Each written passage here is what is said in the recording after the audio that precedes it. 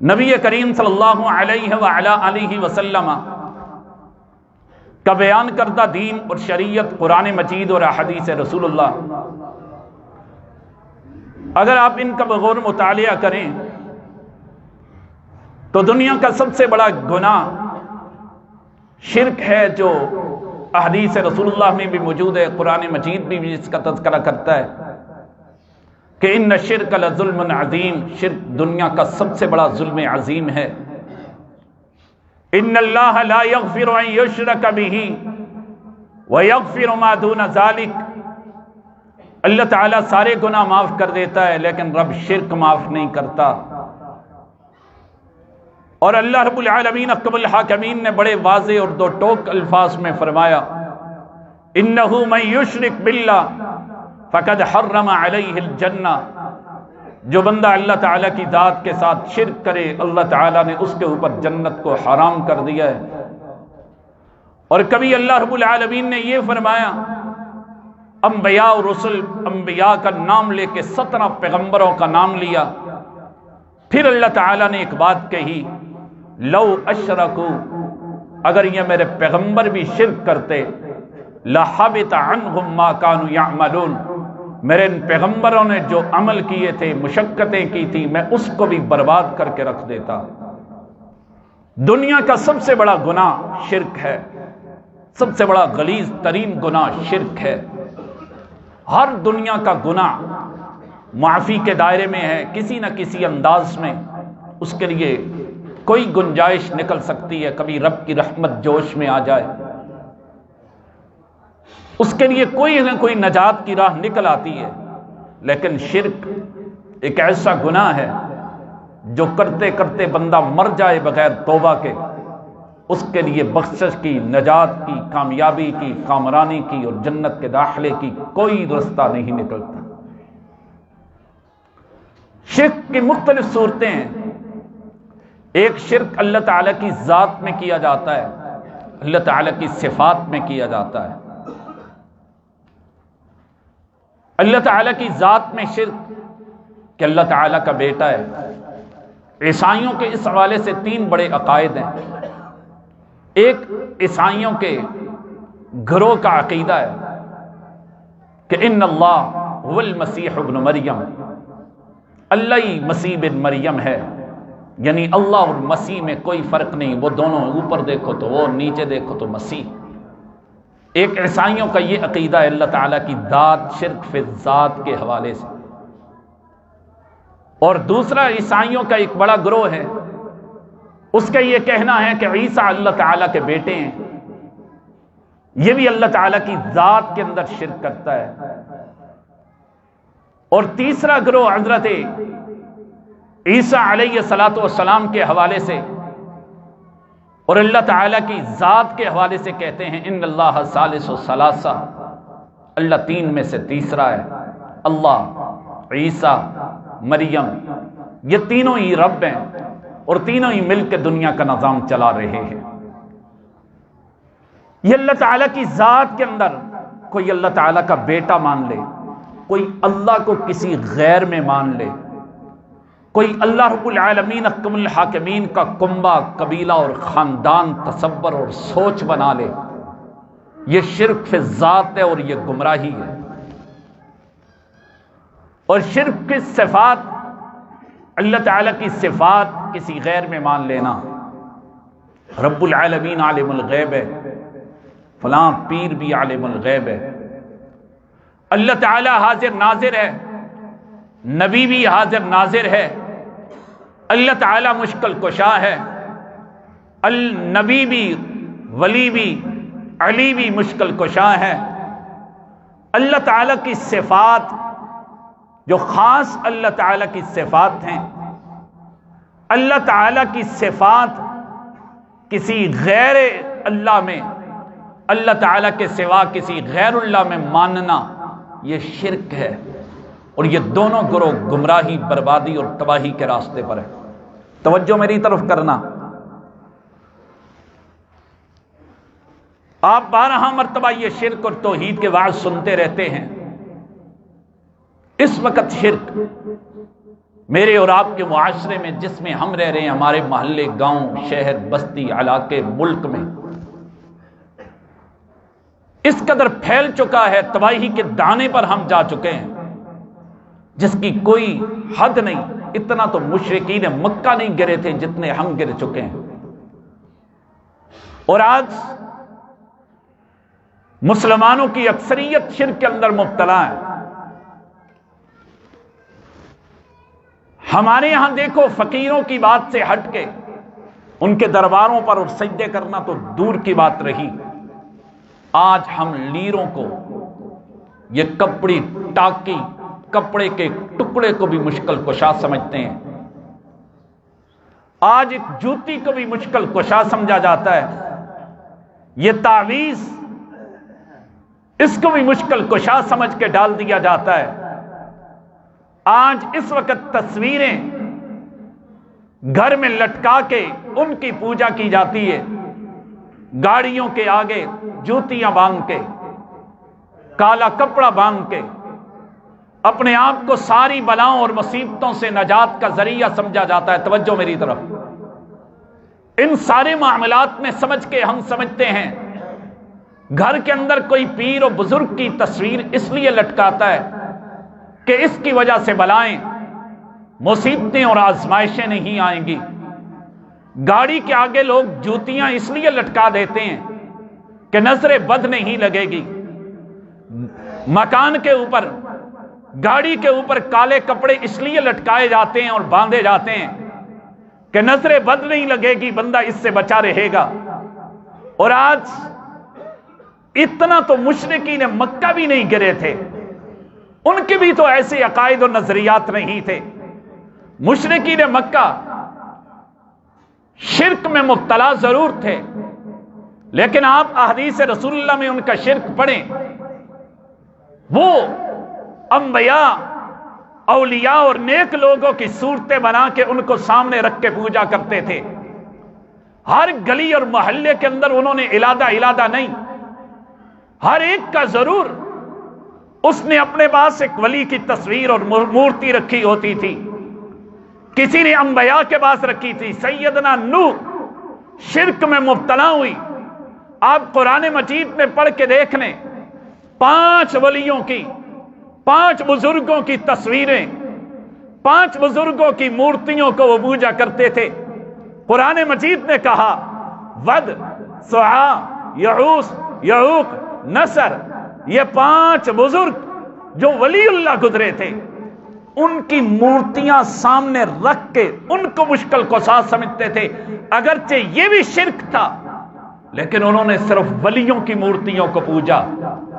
انبیاء دنیا سے چلے گئے، اس کی صورت کو بنا کر کے پوجنے لگ گئے۔ مکہ المکرمہ میں 360 بت رکھے تھے، 360 بتوں میں ایک بت بھی کسی جوتی کے نشان پر نہیں تھا، ایک بت بھی یقین جانے کسی کپڑے کی ٹاکی کے اوپر نہیں تھا۔ کبھی کسی نے کپڑے کی ٹاکی کو نہیں پوچھا، کبھی کسی نے کسی جوتی کو مشکل کشا نہیں سمجھا، کبھی لوگوں نے ان معاملات کو آگے نہیں بڑھے۔ انہوں نے تصویریں رکھی، تصویریں بنا کے ان کو پوجتے رہے، لیکن ولی، بزرگ، انبیاء، نیک لوگ، علاقے کا وڈیرا ہے، اس کی تصویر بنا کے رکھ دی۔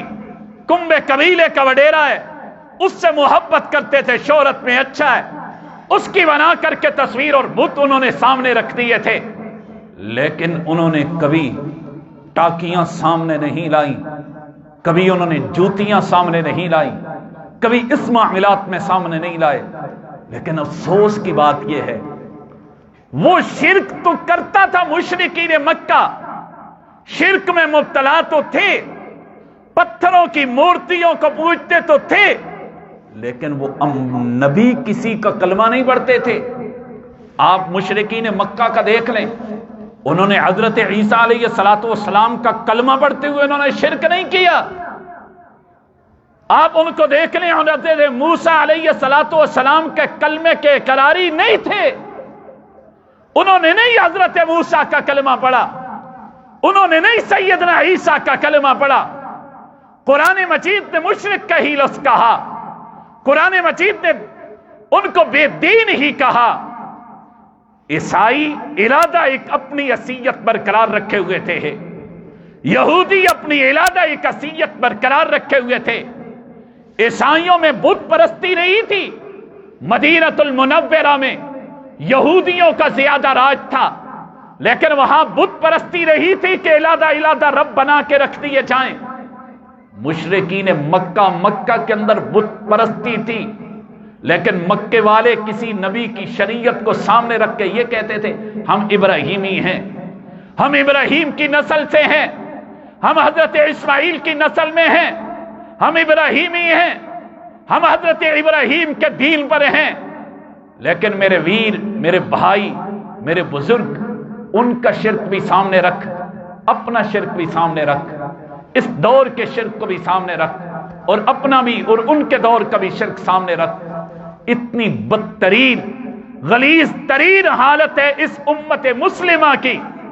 اس نے کلمہ بھی پڑھا، ایک کالی ٹاکی کو، کپڑے کے ٹکڑے کو مشکل کشا بھی سمجھا، اس نے کلمہ بھی پڑھا، ایک جوتی کو مشکل کشا بھی سمجھا، اس نے کلمہ بھی پڑھا، ایک پیر و بزرگ کی تصویر کو مشکل کشا بھی سمجھا کہ میرے گھر کے دروازے پر، میری گاڑی کے اندر، میرے مکان کے اندر، میرے دفتر کے اندر، میری جگہ پر یہ تصویر لگی ہوگی تو مجھے مشکلوں سے دور کرے گی۔ اس مشرک کا یہ تھا کہ اس نے پتھر کی مورت بنا کے سامنے رکھی تھی۔ آج میرے اور آپ کے کلمہ پڑھنے والے مسلمانوں کا شرک سامنے رکھ، انہوں نے مورت تو نہیں بنائی لیکن عکس بنا کے دروازے پر، دیوار پر لٹکا دیا کہ بزرگ کی تصویر ہے جی، برکتیں نازل ہوتی ہیں، بزرگ کی تصویر ہے، بندہ مصیبتوں سے بچا رہتا ہے، نظر پڑتی ہے تو بندے کو ساری پریشانیاں دور جاتی ہیں، سکون آ جاتا ہے۔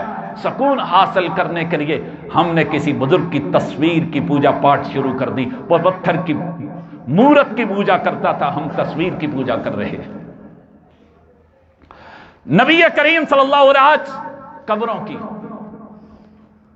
قبروں کے اوپر سجدے اور قبروں کی زیارتیں، قبروں کے اوپر چڑھاوے، مشرکین مکہ کا بھی ذرا اندازہ کر، ان کے حالات بھی غور کر اور اپنے حالات کے اوپر بھی غور کر۔ ہم اپنے ہاتھوں سے دفناتے ہیں اور ان کے بعد پوجا پاٹ ان کی شروع کر کے رکھ دیتے ہیں۔ پھر اس سے بھی بدترین حالت یہ بتاؤں، چلیں مان لیا وہ بزرگ ہے، لیکن یہ ہاتھوں کے اندر کڑے، توجہ، یہ نوجوان کے ہاتھوں میں سرخ دھاگے، اس کے ہاتھ میں کالا دھاگا، اس کے پاؤں میں کالا دھاگا۔ ذرا کبھی کسی نوجوان سے پوچھ، یہ تو نے اپنے ہاتھ پہ کالا دھاگا کیوں باندھا؟ وہ تمہیں جواب دے کے کہے گا، بس جی اس کلائی کو تھوڑا سا درد تھا تو میں نے دھاگا باندھ دیا کہ درد دور ہو جائے، تو نے اس دھاگے کو مشکل کشا سمجھ لیا،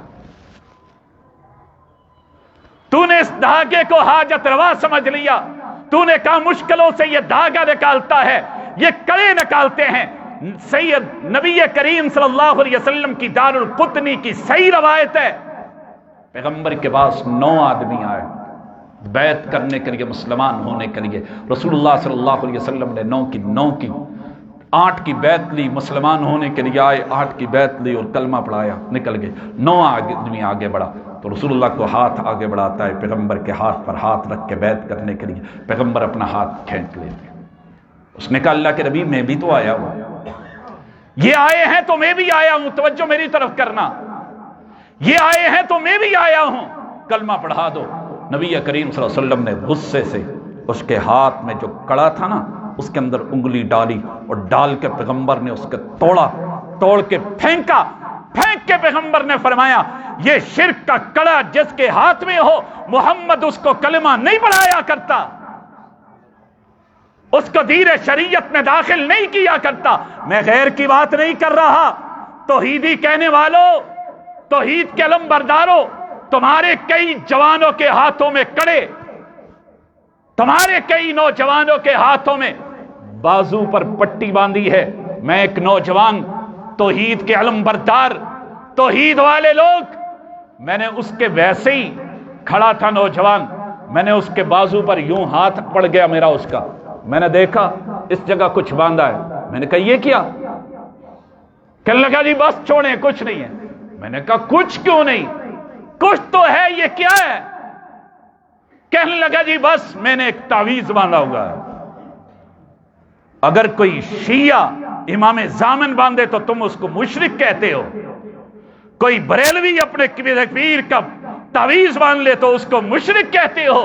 تم توحید کے علمبردار ہو، کتاب و سنت کے علمبردار ہو، اور تمہارے نوجوانوں کے بازوؤں پہ بندے تعویذ اور امام زامن، کیا یہ شرک نہیں ہے؟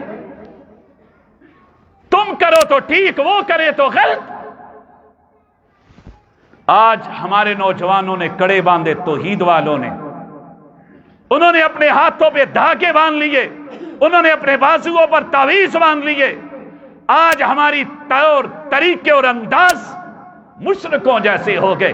توحید یاد رکھنا، دنیا کا ہر گناہ معاف ہو سکتا ہے، شرک رب معاف نہیں کرتا، شرک کو اللہ رب العالمین معاف نہیں کیا کرتا۔ من علق تمیما فقد اشرک، اگرچہ بعض نے اس کی تعویلیں بھی کی ہیں، لیکن سید اور رسول اللہ صلی اللہ علیہ وسلم کی روایت ہے بخاری اور مسلم میں، من علق تمیما فقد اشرک، جس نے تعویذ باندھا، لٹکایا، گلے میں لٹکا لیا، نظر بد نہیں لگتی، میرا بیٹا روتا ہے اس کے گلے میں تعویذ باندھ دو۔ من علق تمیما، اگر یہ تعویذ کی ایک دعا لکھنے سے ہی سارے مسئلے حل ہوتے۔ آج تو دنیا ترقی یافتہ ہے، یہ تو سامنے چارٹ لگا ہے، یہ بڑا ہے، اس سے چھوٹے میں پورا قرآن مجید تمہیں مل جاتا ہے، سارا قرآن گلے میں باندھ لو اس کے۔ کبھی دنیا میں ایسا عقل مند بھی آپ نے دیکھا ہو، کسی ڈاکٹر کے پاس گیا ہو دوائی لینے کے لیے، بیمار کے پاس دوائی لے کے آیا ہے 5,000 10,000 روپے کی، اس نے بیمار بڑا ہے، نزع کا عالم ہے، پریشان ہے، بخار اتر نہیں رہا، سر اس کا پھٹ رہا ہے درد رے، اس نے ساری دنیا کی دوائیاں لا کر کے شاپر میں ڈال کے اس کے گلے میں باندھ دی ہو، آپ دیکھنے کے لیے جائیں یہ کیا ہے؟ دوائی ہے۔ کیوں ڈالی ہے؟ اس کو بخار بڑا ہے، اس کا سر درد پھٹ رہا ہے۔ آپ کہیں گے کتنے بے وقوف ہو، دوائیاں لٹکانے کے لیے تو نہیں ہوتی، دوائیاں لینے کے لیے ہوتی۔ یہ قرآن مجید، یہ دعائیں، یہ پیغمبر کے طور طریقے، یہ نظر بد کی دعائیں، یہ قرآن مجید کا پڑھنا، یہ قرآن مجید لٹکانے کے لیے تو نہیں آیا میرے ویر، یہ پڑھنے کے لیے آیا، یہ اندر لینے کے لیے آیا ہے۔ لٹکا کے کہتے ہو ہم توحیدی ہیں، بیماریاں دور ہوتی ہیں، نظر بد نہیں ہوتی، بچہ روتا ہے گلے میں ڈال لو اس کا رونا بند ہو جاتا ہے، وہ ڈر جاتا ہے، بدک جاتا ہے، پریشانیاں ہیں نکلتا نہیں، اس سے نکالنے کے لیے شرک کے رستے اپناتے ہو۔ مشکل کشا صرف اللہ۔ قرآن مجید تذکرہ کر کے کہتا ہے وَمَنْ أَضَلُّ مِمَّنْ يَدْعُو مِن دُونِ اللَّهِ، ان سے بڑا گمراہ کون ہے جو اللہ تعالیٰ کو چھوڑ کے غیر کے دروازے پہ چلا جاتا ہے اور ان کو جا کے آواز دیتا ہے۔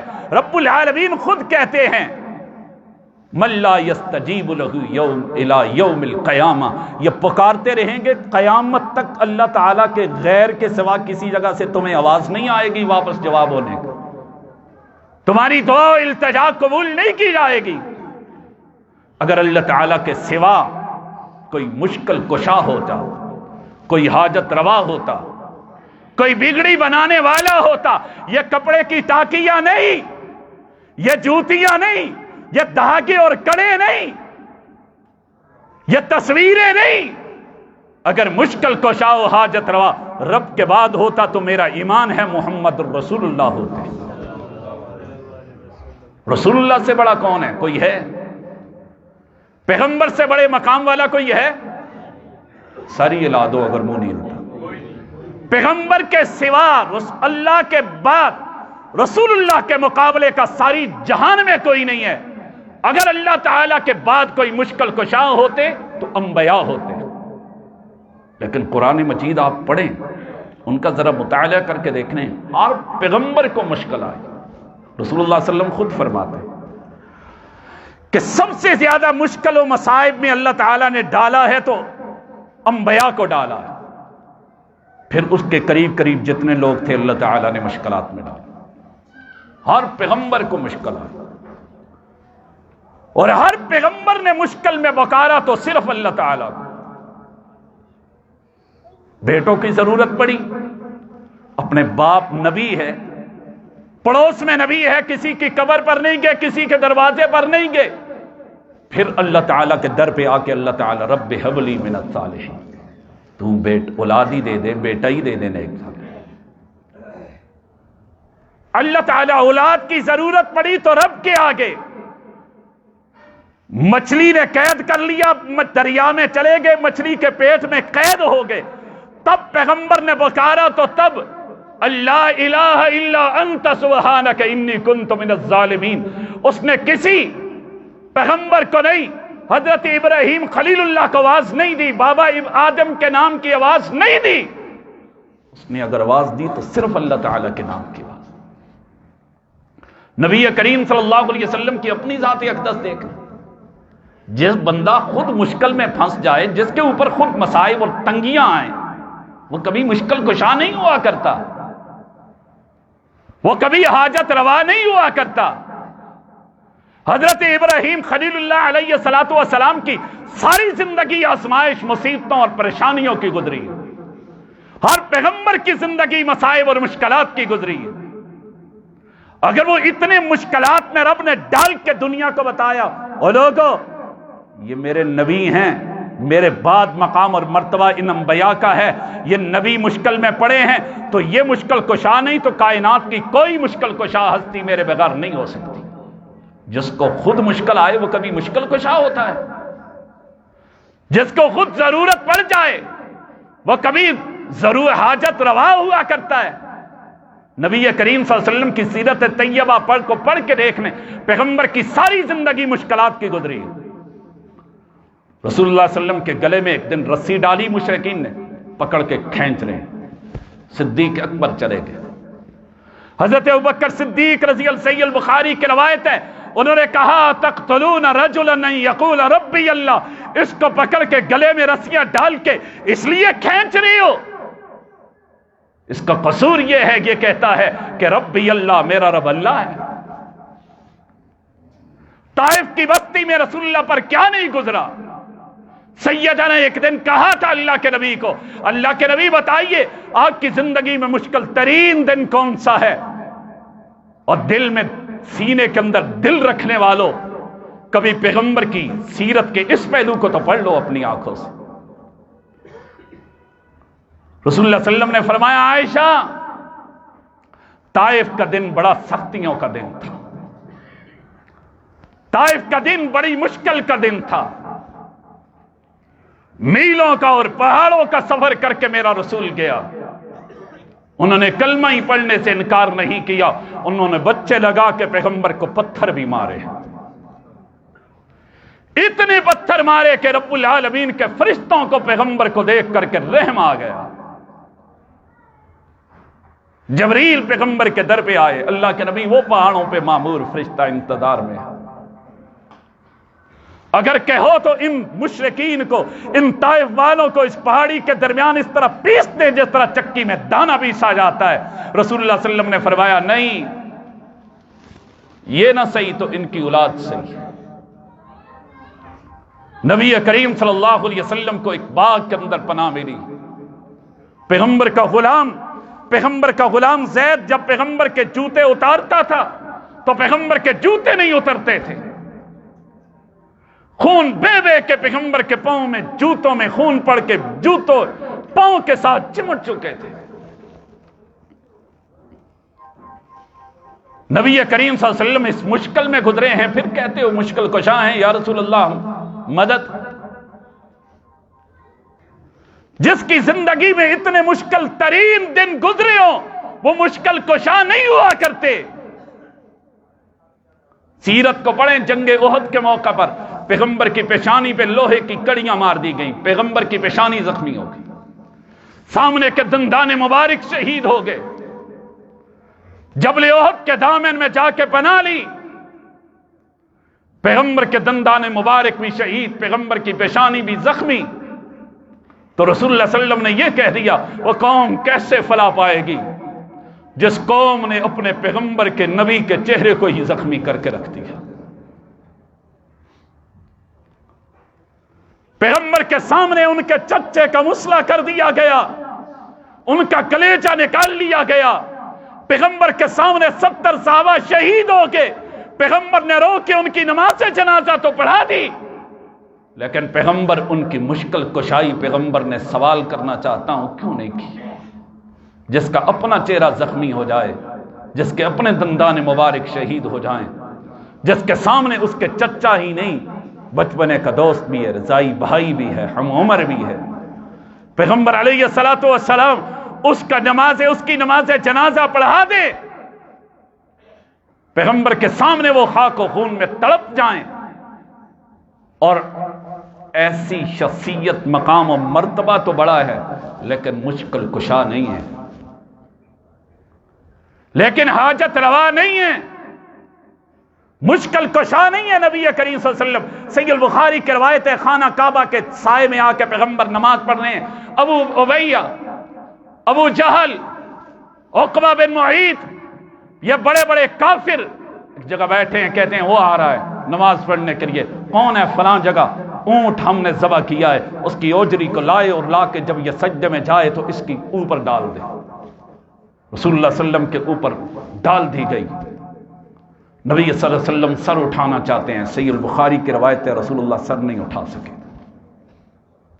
کسی نے سیدہ فاطمہ کا دروازہ کھٹکھٹایا، 13 سال کی بچی ہے، دوڑی دوڑی آئی، پیغمبر کے اوپر سے اوجری ہٹائی، کافروں کو 2-4 سنائی، اور جب سلام پھیرا میرے پیغمبر نے ان کی طرف دیکھا اور کعبے کے سامنے بیٹھ کے رب کے سامنے ہاتھ پھیلا کے کہا، اللہ اس ابو جہل کو پکڑ لے، اللہ ایک ایک کا نام لے کے کہا ان کے اوپر اپنا عذاب نازل فرما، جس کا پیغمبر نے نام لیا سب کو اللہ تعالیٰ نے ذلت کی موت، اللہ تعالیٰ نے اس دنیا سے ان کو رخصت کیا، ذلت کی موت دی اللہ تعالیٰ۔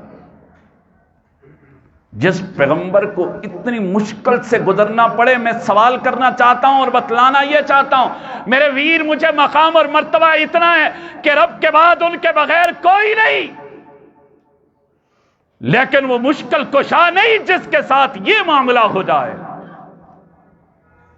نبی کریم صلی اللہ علیہ وسلم کی شیب ابی طالب میں کیا گزری تھی؟ ٹائم ختم ہو رہا ہے، بات آخری کرتا ہوں۔ پیغمبر کو کھانے پینے کے لیے کچھ نہیں دیا گیا، پوچھا کیا کرتے تھے؟ کہا ایک کھجور کا درخت تھا، اس کے پتے توڑ کے چبا لیتے تھے، بھوک لگتی تھی، پانی ملتا تھا، پیاس لگتی تو کیا کرتے تھے؟ رسول اللہ صلی اللہ علیہ وسلم نے فرمایا اتنا بھی نہیں ہوتا تھا کہ منہ کے اندر تھوک وہ اندر لے اور پیاس کو کچھ نرم کر سکیں، لیکن جب سیدہ فاطمہ کو پیاس لگتی تھی پسینہ ایک کپڑے میں لیٹ کے اس کے منہ میں نچوڑ دیا کرتے تھے تاکہ فاطمہ کا رونا بند ہو جائے۔ جس نے زندگی کے ایک طویل عرصہ 3 سال سے زائد عرصہ اتنی مصیبت، مشکلات اور پریشانی میں گزارا ہو، میرے ویر ان کا مقام اور مرتبہ و فضیلت کا انکار کرنے والا دارا اسلام سے خارج ہے، لیکن ایسی شخصیت کو مشکل کشا نہیں کہا جاتا۔ مقام اور مرتبہ اور عزت بلند ہے لیکن مشکل کشا نہیں ہے۔ اسی پیغمبر کی زندگی میں اس کے بعد نکلے ہی تھے تو رسول اللہ صلی اللہ علیہ وسلم کے چچا ابو طالب اس دنیا سے چلے گئے۔ پیغمبر کی بیوی سیدہ خدیجہ الکبریٰ رضی اللہ تعالی عنہا وہ اس دنیا سے چلی گئی، اور سنو مشکل کشائی کا دعویٰ کرنے والوں اور پکارنے والوں، رسول اللہ صلی اللہ علیہ وسلم کی سیرت طیبہ کو تو پڑھو تو صحیح۔ پیغمبر نے جس سال ابو طالب، جس سال سیدہ خدیجہ اس دنیا سے گئی، اس سال کو پیغمبر نے غم کا سال منایا۔ جو خود غم کا سال منا لیا کرتے ہیں وہ مشکل کشا نہیں ہوا کرتے۔ نبی کریم صلی اللہ علیہ وآلہ وسلم قحط پڑ گیا مدینہ طیبہ میں، نبی کریم صلی اللہ علیہ وسلم کے بعد دنیا آئی، اللہ کے نبی قحط پڑ گیا، کیا کریں؟ نبی کریم صلی اللہ علیہ وسلم کے بارے میں الفاظ ہیں، سنن ابن ماجہ کے الفاظ ذرا غور کر، خرج النبی صلی اللہ علیہ وسلم متواضعا متبذلا متخشعا مترسلا متضرعا، نبی کریم صلی اللہ علیہ وسلم بڑی عاجزی کے ساتھ نکلے، پرانے کپڑے پہن کے نکلے۔ پیغمبر علیہ الصلوۃ والسلام اللہ تعالیٰ کے سامنے گریہ زاری کرتے کرتے نکلے۔ جس کی شہر کو، جس کی بستی کو، جس کے لوگوں کو پانی کی ضرورت پڑ جائے، بارشیں بند ہو جائیں، اور وہ خود اتنا عاجزی انکساری روتا اور چلاتا ہوا اللہ تعالیٰ کے سامنے گریہ زاری کرتا ہوا ان سب کو لے کے میدان عمل میں آ جائے اور ایک اور ہستی کے سامنے ہاتھ پھیلا لے، وہ مشکل کشا نہیں ہوتا، بلکہ جس کے آگے وہ ہاتھ پھیلا رہا ہوتا ہے وہ مشکل کشا ہوا کرتا ہے، وہی حاجت روا ہوا کرتا ہے۔ نبی کریم صلی اللہ علیہ وسلم، ابو داؤد کے اندر ایک اور روایت ہے، رسول اللہ صلی اللہ علیہ وسلم کے پاس لوگ آئے، اللہ کے نبی، ایک مدینے سے باہر کی بستی کے لوگ آئے، ہماری بستی میں بارش نہیں ہو رہی۔ نبی کریم صلی اللہ علیہ وسلم نے فرمایا نہیں ہو رہی اللہ کے نبی، چشمے خشک ہو گئے، حالات خراب ہو رہے ہیں، فصلیں تباہ ہو گئیں۔ نبی کریم صلی اللہ علیہ وسلم نے الحمدللہ رب العالمین الرحمن الرحیم مالک یوم الدین لا الہ الا اللہ یفعل ما یرید، رب کی تعریفیں کر کے کہا کہ اللہ ہوتا وہ ہے جو تو چاہتا ہے، لا الہ الا اللہ، کائنات میں کسی کا حکم، کائنات میں کوئی مشکل کشا، حاجت روا، بگڑیاں بنانے والا، بادشاہ دینے والا اور روکنے والا کوئی نہیں، کوئی کچھ نہیں کر سکتا۔ یفعل ما یرید، ہوتا وہ ہے جو تو چاہتا ہے، ارادہ وہی بنتا ہے جو تیرا ہوتا ہے، تیرے سوا کسی غیر کا نہیں ہوتا۔ اللہم انت اللہ لا الہ الا انت الغنی، تو غنی ہے، وَنَحْنُ الْفُقَرَاء، ہم تیرے در کے منگتے محتاج فقیر لوگ ہیں۔ جو اپنے آپ کو فقراء کہہ دے، فقیر کہہ دے، منگتا محتاج کہہ دے، میرے ویر تسلیم کرنا، وہ مشکل کشا نہیں ہوا کرتا، جس کو وہ غنی اور داتا کہہ رہا ہے مشکل کشا وہی ہوا کرتا ہے۔ نبی کریم صلی اللہ علیہ وسلم کی وفات کی آخری وقت کی بیماری کا اندازہ کبھی کر لے، رسول اللہ صلی اللہ علیہ وسلم نے کس انداز میں گزارے، اور دنیا حضرت علی المرتضیٰ کو مشکل کشا کہتی ہے۔ بات کو میں کلوز کروں، دنیا حضرت علی المرتضیٰ کو مشکل کشا کہتی ہے، یا علی مدد کے نعرے لگاتی ہے، علی مشکل کشا ہے، علی حاجت روا ہے، علی المرتضیٰ کے نعرے لگاتے ہیں، سٹیکر چھپا کے دنیا میں تقسیم کرتے ہیں۔ رسول اللہ صلی اللہ علیہ وسلم کے پاس آئے، اللہ کے نبی بڑا مقروض ہو گیا ہوں، حالات بڑے خراب ہیں، کچھ مجھے مدد ہی میری کر دو۔ جو غیر کے پاس آ کے مدد کا سوال کرے اور اپنے دکھڑے سنائے اس مصیبت میں پھنسا ہوں، وہ مشکل کشا ہوا کرتا۔ فرمایا رسول اللہ صلی اللہ علیہ وسلم نے، علی، یہ نہیں کہا رسول اللہ صلی اللہ علیہ وسلم نے جواباً، علی مقروض ہو گئے ہو، پریشانی میں مبتلا ہو گئے ہو، کیا کہہ رہے ہو؟ تم تو مشکل کشا ہو، اپنی مشکل کشائی کر لو۔ یا علی تم میرے پاس آ گئے ہو، میں مشکل کشا ہوں، میں تیری مشکل کشائی کر دیتا ہوں۔ نہ، رسول اللہ صلی اللہ علیہ وسلم نے علی کو کہا، علی مشکل میں ہو، مشکل میں ہوں۔ علی المرتضیٰ کو یہ نہیں کہا میرے پاس آئے ہو، میں تیری دور کرتا ہوں۔ فرمایا علی مشکل کشا سے مانگ لیا کر، ایک دعا بتاتا ہوں، یہ پڑھ لے، اللہ تعالیٰ تیری مشکل دور کر دے گا۔ رسول اللہ صلی اللہ علیہ وسلم نے اس کو دعا بتائی تھی، اللہم اکفنی بحلالک عن حرامک واغننی بفضلک عمن سواک۔ فرمایا علی یہ دعا پر رب سے بکار مشکل کشا کو، حاجت روا کو بکار، اللہ تیری مشکل کشائی کرے گا، تجھے اس قرضے سے نجات دے گا۔ واقعتاً اللہ تعالیٰ نے نجات دے دی۔ اور مشکل کشا علی المرتضیٰ کو کہتے ہو، مجھے ان کے عظمت، مقام اور مرتبے میں کوئی شک نہیں، میرا ایمان ہے جو علی المرتضیٰ کو صحابی رسول نہیں سمجھتا، جو علی المرتضیٰ کو جنتی نہیں سمجھتا، جو علی المرتضیٰ کو پیغمبر کا خلیفہ راشد نہیں مانتا، جو علی المرتضیٰ کو پیغمبر کا داماد نہیں مانتا، وہ بندہ دارہ اسلام سے خارج ہے، وہ جنت میں نہیں جا سکتا۔ جنت میں جانے کے لیے علی المرتضیٰ کی محبت لازم ہے، لیکن یہ بھی تو تسلیم کر مقام مرتبہ ان کا اپنا ہے، لیکن علی المرتضیٰ مشکل کشا نہیں ہے، علی المرتضیٰ حاجت روا نہیں ہے، علی المرتضیٰ مشکل کشا ہوتے۔ حضرت علی المرتضیٰ خیبر کے موقع پر پیغمبر نے کہا کل جھنڈا اس کو ملے گا جو اللہ اور اللہ کے رسول سے محبت کرتا ہے۔ صبح ہوئی، پیغمبر نے دیکھا وہ نہیں، فرمایا عین علی، علی کدھر ہے؟ علی کی آنکھیں خراب ہیں۔ فرمایا بلاؤ علی کو، علی کو بلایا گیا۔ علی تیری آنکھیں خراب ہیں، اللہ کے نبی علی میری آنکھیں خراب ہیں، اور پیغمبر نے یہ کہا تم مشکل کشاؤ، اپنی مشکل کشائی کر لو، اپنی کیوں نہیں ٹھیک کی؟ جس کی آنکھیں خراب ہو جائیں وہ مشکل کشا ہوا کرتا نہیں۔ وہ حاجت روا نہیں ہوا کرتا، وہ لوگوں کو بگڑیاں بنانے والا نہیں ہوتا، لوگوں کو صحت دینے والا نہیں ہوا کرتا، لوگوں کے مسائل حل کرنے والا نہیں ہوتا۔ رسول اللہ صلی اللہ علیہ وسلم کے لعاب مبارک میں رب نے برکت رکھی تھی، اور پیغمبر نے اپنا لعاب مبارک اس کی آنکھوں پہ لگایا اور آنکھیں اس کی ٹھیک ہو گئی۔ جو خود پریشانی میں پھنس جائے، اور حضرت علی المرتضیٰ کو خود شہید کر دیا گیا، حضرت علی المرتضیٰ کے بیٹے حسن کو شہید کر دیا گیا، حضرت علی المرتضیٰ کے دوسرے بیٹے حضرت حسین کو شہید کر دیا گیا، اتنے ظلم و ستم ہوتے رہے۔ میں سوال کرنا چاہتا ہوں، اگر علی المرتضیٰ مشکل کشا ہیں، 14 صدیاں بیتنے کے بعد کہتے ہو یا علی مدد، اگر 14 صدیاں بیتنے کے بعد کہتے ہو علی مشکل کشا، پھر حضرت علی المرتضیٰ نے اپنے بیٹے کی مشکل کشائی کیوں نہیں کی؟ لہذا تسلیم کر، حضرت علی کے دل میں اپنے بیٹے کی محبت ضرور تھی، لیکن علی مشکل کشا نہیں تھے۔ فیصلہ دنیا میں وہ ہوتا ہے جو رب کا ہوا کرتا ہے، رب کے بغیر نہ کسی پیر عبد القادر جیلانی اللہ تعالیٰ کے ولی ہیں لیکن حاجت روا و مشکل کشا نہیں ہیں، پیر امیر علی اجویری اللہ تعالیٰ کے ولی ہیں لیکن مشکل کشا و حاجت روا نہیں ہیں، سلطان باہو کی عظمت کا اقراری ہوں لیکن مشکل کشا و حاجت روا نہیں ہیں، مشکل کشا و حاجت روا تنہا ایک اللہ تعالیٰ ہے، اللہ تعالیٰ کے سوا غیر کوئی نہیں ہے۔ لوگوں اتنا تو تسلیم کر لو، حضرت پیر عبد القادر جیلانی، حضرت پیر عبد القادر جیلانی کبھی تسلیم کر لو، حضرت سلطان باہو کبھی ذرا دیکھا تو کرو، پیر علی اجویری جس کو دنیا داتا کی نگری کہتی ہے، لوگ جا کر کے وہاں اپنے سر رگڑتے ہیں، اولاد مانگتے ہیں، ذرا پیر علی اجویری کی زندگی کا مطالعہ تو کر۔